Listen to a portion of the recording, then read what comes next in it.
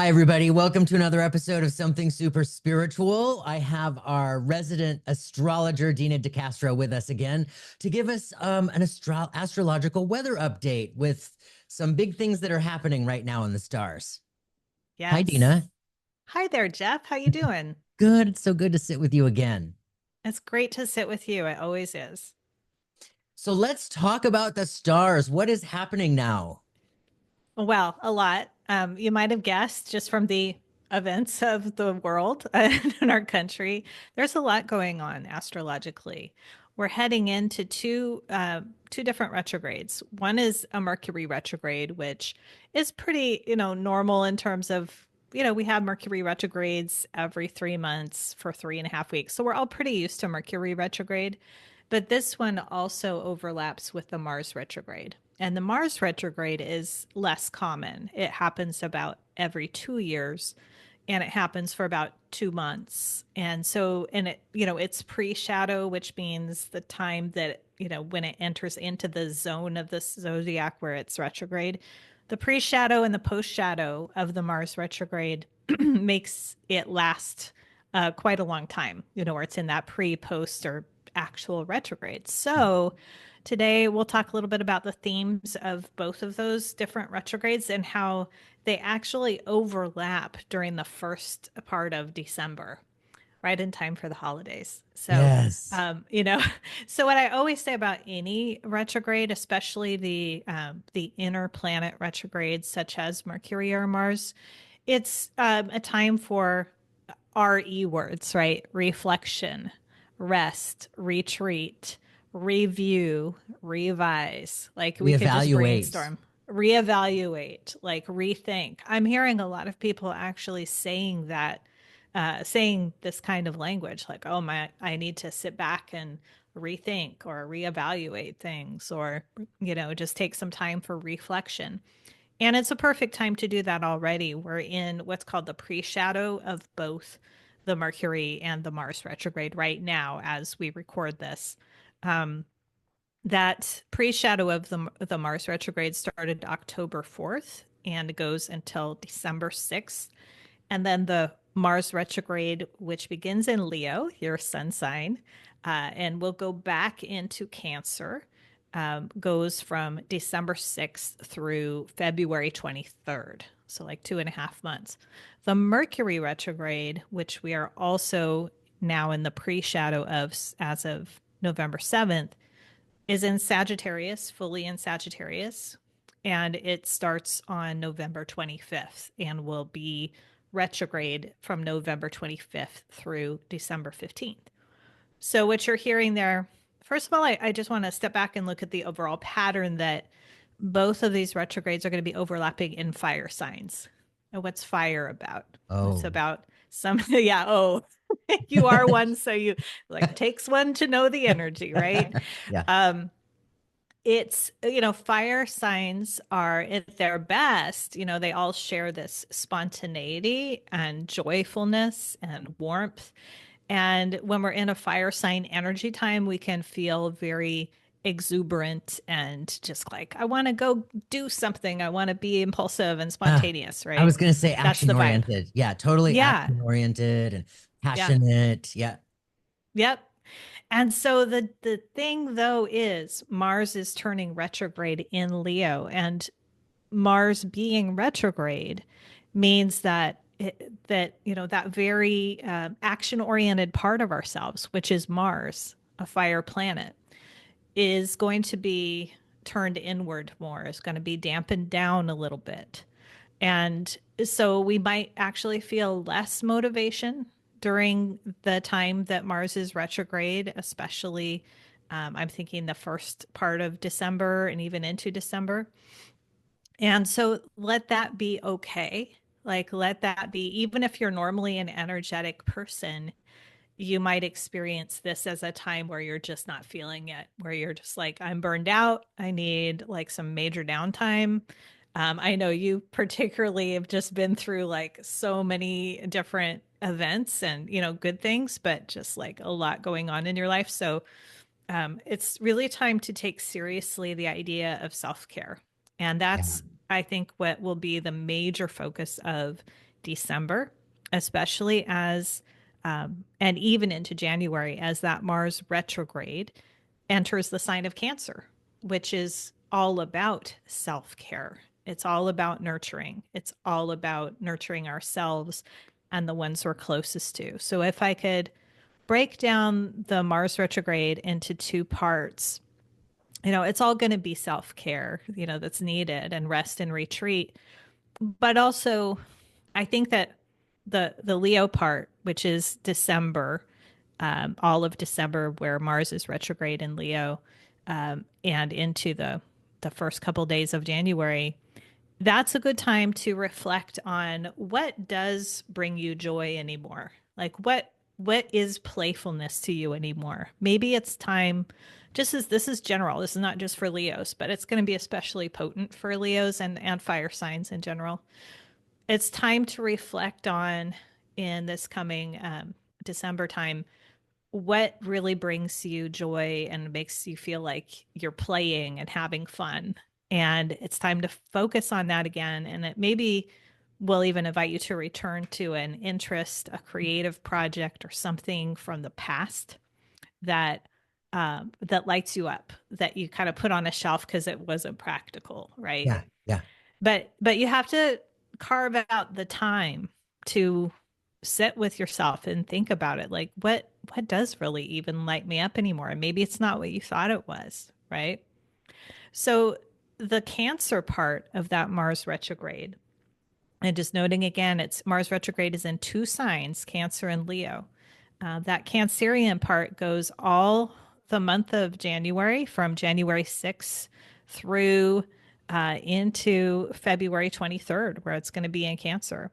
And that portion will be okay. Now we need to just layer on the self nurturing and the self acceptance and the nurturing of our home and the bonds with the people that are most important to us, whether that be blood family or chosen family, but people that feel safe to you Yeah. are what to focus on during January and February, and creating a home sanctuary for yourself that feels nurturing and comforting to be in.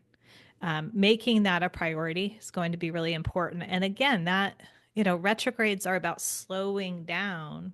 So it's saying take the time to do that. Take the time to, decorate your living room just the way you want it, and make sure you have all your favorite goodies in the house, and, make your favorite recipes and your soups. Like that's all very Cancerian vibe kind of stuff. And we're all going to need to be doing that. And I say also that Cancer and this Mars retrograde in Cancer, January, February, it is also about healing. Cancer doesn't get enough credit for being more than just about mothering and nurturing. It is a sign that is about healing after we've been through a lot, right? And we have been through a lot. Oh my gosh. Yeah. Yeah. We've been through a lot. Mhm. And no matter where you stand on anything, this has been really tough in our country. And so it's time for rest and repair for those of us that have the ability to do that have the luxury to do that, and to be grateful for that if we do. Like if we have the space to take a weekend and just make some soups and have that, like all that nurturing food that you want in your home, like if you can take that time, like be grateful for that too, because not everybody can, Yeah. right? There are simple things that we can do for self-care, and I'm going to get to that before we end today, but I'm just kind of planting those seeds. And then, overlapping with all of this, at least in the first part, is that Mercury retrograde in Sagittarius, fire sign, right? Um, that is really about rethinking your beliefs. And again, that Mercury retrograde starts the 25th of November and goes to December 15th. And it's about reflecting on why you believe what you believe. And the shadow side of Sagittarius can often come up during Mercury retrograde in Sagittarius. And that shadow is about dogma, like holding on to your beliefs, Oh, like so tightly. Like, I'm not going to listen to anybody else. I know what I know. And I mean, we can see, this is already happening. Like, we're already in the pre shadow, right? This has been the big problem. Like, everybody, I mean, I'm guilty too. Like, I have my beliefs that I hold very dearly, and we all do. But if we cling to the dogma over listening to people, then that's going to continue to hurt us and to be a problem. I think having conversations and listening more openly to each other will be the challenge of this time. And that, I know that sounds like, again, it's probably not what we want to hear, but that's often what comes through during Mercury retrograde. Is Mercury is like it's a god that's whispering in our ear and saying, you need to hear this, even though you don't want to right now. Right. And I'm going to make you slow down until you hear it. Right. And there are a lot of things that we're all having to do some soul searching on that are very clear. So this Mercury retrograde time is time to like maybe drop some of your attachment to those beliefs and just do some thought experiments with yourself about, why do I believe that so strongly? Maybe there's a good reason, but it's time to do the soul searching to figure out why, Yeah. right? And that's a really great point. I mean, Yeah. a belief is nothing more than a thought over and Mm-hmm. over and over and over again. Right. Mm-hmm. And Yeah. more often than not, I don't know how many of us have ever taken the time to stop and reflect and wonder why we think the way we do, or why we believe, why our BS, our belief system is what it is, right? Mm-hmm. And the sad shadow again is BS. Like, it's Yeah. being able to be a good BSer. Yeah, yeah, yep, yep. Sorry to the Sagittarians out there. Like, that's your gift and your curse. Is to like do I can say anything and make it sound convincing, right? But that's the problem, is we can get real caught up in being right and sounding right when we're not actually even believing fully what we are is coming out of our own mouths, or we're not thinking about it, Yeah. right? It's just, I'm just attached to being right. So that's how the fire element can get stoked in a non-productive way and a Oh, challenging way totally. over the season. As Leo shadow is about ego, right? Yep, Narcissistic ego. Put yep. that together with dogmatic attachments, the Sagittarian shadow, and you bring those together, and that's very combustible. So, how do we combat that?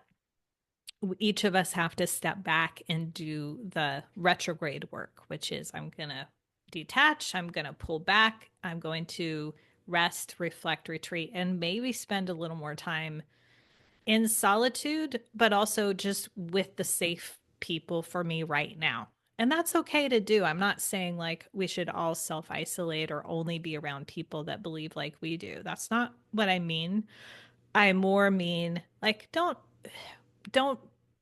force opportunities for conflict. Like, if you don't Right. have to right now, it's not a good time. Let's just like hold off on having those more contentious discussions, for example, with family members until maybe next year. Like, it's too Sure. literally too heated right now. Too Yeah. heated. There's all this fire energy. Yeah. Do retrogrades like this Mm-hmm. affect those, like Sagittarius is my moon, Leo is Yeah. my sun. Mm-hmm. So I don't have a Cancer, but would a Cancer sun or moon experience this a little bit more strongly? Or Yeah. okay, Yes, absolutely. Yeah. I mean, if this is happening in your sun sign or your moon sign, if you happen to know your moon sign out there, yes, it's going to affect you more strongly, because especially so Sagittarius, it's covering almost all the degrees of Sagittarius, this Mercury retrograde. And so meaning it will likely touch your moon, literally be conjunct to your moon during this time. And then for the Leo Cancer piece, it dips into the first part of Leo. So early Leos are the ones most affected, like the first 6 days of Leo, if you kind of know, you're born, let's say within a week after the start date of the Leo cusp, which is around the 22nd or something of July. Um, that is, going to be more potent for you. And then Cancer, it's the second half of the sign of Cancer. So I'm getting a little technical here, but if your listeners know a little bit about their chart, they can see, okay, this is going to be conjunct the Mars. Might be conjunct one of my planets, my major luminaries during this time, or the Mercury. And then really, though, I am still speaking in general terms for all of us and how the vibe, is going to be affecting Yeah. the whole. Yeah. Yeah. Yeah. Yeah. So over the next 2 to 3 months, Mm-hmm. we encourage mindfulness Mm-hmm. and being proactive with regard to our own emotions, Yeah. our own triggers, our own sense of healing around all of that and the Mm-hmm. negativity that we experience within the shadow of our emotions and our triggers and with Yeah. other people. And um, at the same time that this is happening, isn't Pluto coming out of retrograde and into Aquarius to station Yes. there for 20 years? Exactly. You're right. So it's entering Aquarius on, I should say, re entering on November 19th. So Pluto takes a very long time to go through a sign. It takes about 15 years on average, although it varies from sign to sign. It's actually going to be in Aquarius for about 20 years. Um, but it's been in Capricorn since 2008. And it has been dipping into Aquarius, which is the next sign after Capricorn, since 2023. It's kind of like gone into Aquarius, then back into Capricorn. So we're in the final days, literally right now, of Pluto and Capricorn. And then it's going to enter Aquarius on the 19th and just be done with Capricorn, like forever for the rest. It won't come back in our lifetime. So, why that's important is wherever Pluto is, it says this is where the shadow is being raised to the surface. This is where we're all having to look at what's in our way, where we are wounded, what needs to be broken down and ended so that something new can be reborn. And Capricorn is associated with governments, Governments. with power structures, with authority, with power in general. And so we've been seeing the shadow side of all those things Yeah. really coming to a head right now. And I imagine over the next, until the 19th, which is only a few more days, it's even more dramatic. But then that shift into Aquarius is about, it's not, I won't say it's like, this is the dawning of the age. It's not like, oh, everything's going to be kumbaya now. That's not how I see it at all. I see always shadow and light in Yes. everything, and that we're the ones that decide how we want to choose our actions and go towards the shadow or the light of anything.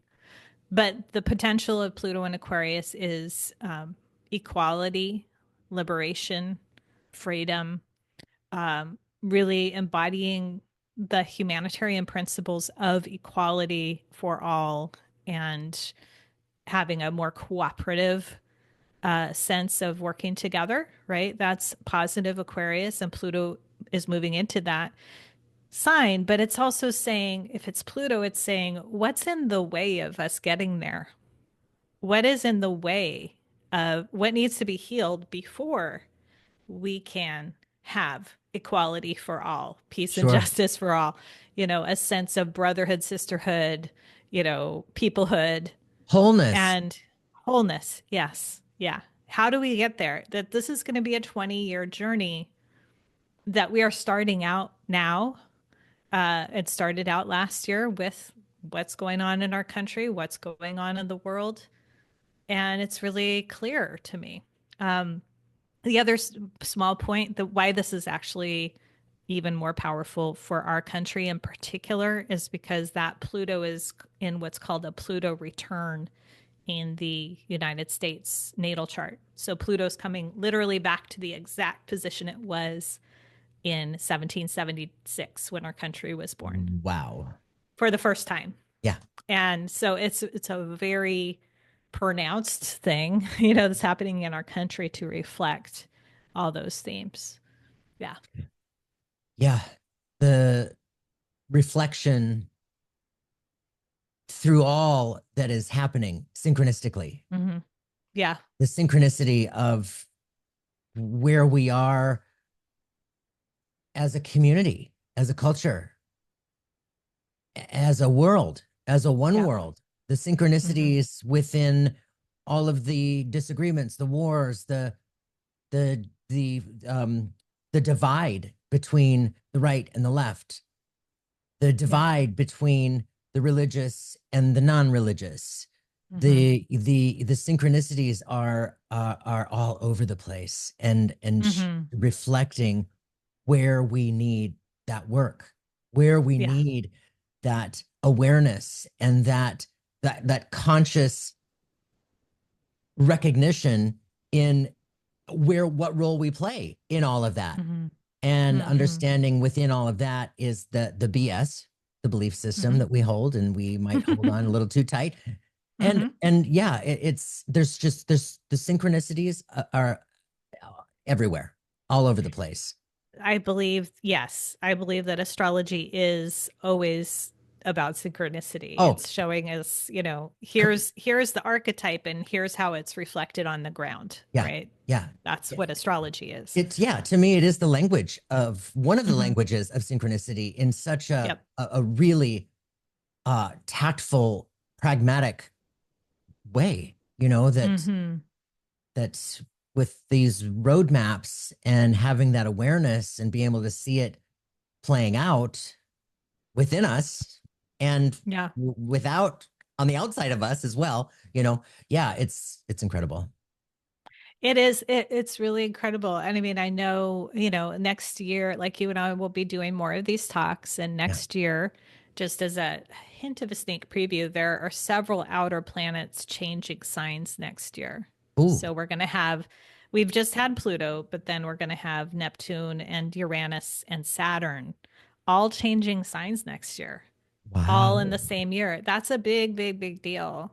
And what I make of that, and kind of the seed that I'm planting in people I'm talking to now and your listeners and audience is think about the big changes that you're ready to make. It's time to start clearing the way right now because that's an opportunity next year for starting a new chapter in whatever area you want to start it. It can be internally, it can be externally, meaning you could be doing something very visible, like I'm going to start a business or I'm going to write a book or whatever that new thing is.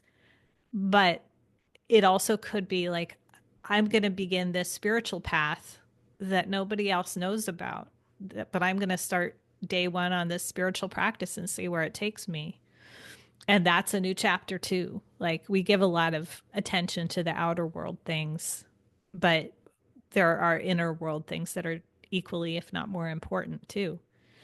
So I feel like this is an opportunity period for us to get aligned with the big changes that are afoot in the world and how we can get ahead of that. Astrology is one of the ways to understand the language of the cosmos and what Yeah. it's saying to us. Yeah. Awesome. Yeah. Yeah. Well, wow. Thank you so much for this information. You're welcome. Knowledge is power. It certainly is. Yeah. 100%. Mm. Yep. So, Dena, tell us a little bit. I know, I understand you have a new ebook that you want to share Yes. with us. Let's talk about I that. would love to. Yeah. So this is a great timing for this. It's called Self Care for Your Sun and the Moon Signs. And so it's specifically for how to take care of yourself based on knowing your sun sign and your moon sign. And so each entry, has a paragraph about how to do that, what are some specific things you can do to, if it's your sun sign, it's about recharging or re-energizing. And if it's your moon sign, it's about nurturing and soothing, like how to take care of yourself when you're feeling frazzled or you're coming off a stressful thing. And so I give really specific recommendations in that ebook. And so this will be a great time to take advantage of knowing that for yourself and put it into practice over the next several weeks. And you can find that really easily. Just go to my website, which is Dena DeCastro, DenaDeCastro.com. And then at the top, there's a banner. You just click on the banner to download it, and it will sign you up for my newsletter, which, I put a lot of this kind of content into those letters. And you'll get to download that free ebook. So, yeah. Fabulous. Do you have anything else coming up? I'm putting it out there to people, like, this is also the time to schedule a year ahead reading if you want to know more about how these specific energies that we're talking about today land in your individual chart, or next year, all the big changes that are coming. It's going to be helpful to have a year ahead forecast to see where, Neptune moving into Aries is landing in your chart, and what does that mean? And so it's a perfect year to get a year ahead reading. If you haven't got one before, this is the year to do it. So you can find that also at my site under offerings, and then astrology readings on that tab at the top. Yeah, I highly recommend that, you guys. I know you've heard me say this before, but I can't say it enough. Dena and her forecasts when we are coming to the end of the year and we're making plans for the next, it's always so empowering to know what energies are playing out within your own roadmap. So you kind of know a little bit more about when to implement or when to sit back and reflect. Yeah, that's right. And then it's about moving with the cycles. And right now we're in a cycle of sit back and reflect for a while. And I feel like we might all want to do that anyway. It might feel really good to do that. And that's really good to know, because when we are in those cycles and we're trying to push and push and push and push and push, and it feels like we're pushing a boulder up a mountain, and or doors are closing right and left. Yeah. That is the time to step back and say, okay, what is happening? And what do I need? What do I need to recognize on my insides? Is it time to just sit home with a good bowl of homemade chicken noodle soup, comfort food, Yeah, totally. Yeah. It's going to be that kind of a time this winter, I think. Just care for ourselves. So Dena, thank you so much for being here with us. Thank you, Jeff. I so appreciate it. And thank you for the opportunity. And you're very welcome. I love to hang out with you every single time. And you guys, Thanksgiving is what, 2 weeks from now? I mean, holy snaps. It's all happening so fast. Thanksgiving is coming. Christmas is coming. January 6th is coming. There's a lot coming up. So anyway, we're here with you. We're here for you. Email us with any questions, any support, anything you might have with regard to your own chart. Dena is amazing. Thank you so much for being here. Thank you very much. Thank you again for listening to the Something Super Spiritual podcast. If you know someone who would enjoy this episode, please do share it with a friend. For show notes, links, and to purchase a mediumship reading, my website is somethingsuperspiritual.com. You can also easily subscribe and follow the show on your favorite app, sign up for my newsletter for bonus content, and to keep the conversation going, you can easily join the Facebook community. It's all right there at the website, somethingsuperspiritual.com. Signing off for now, namaste.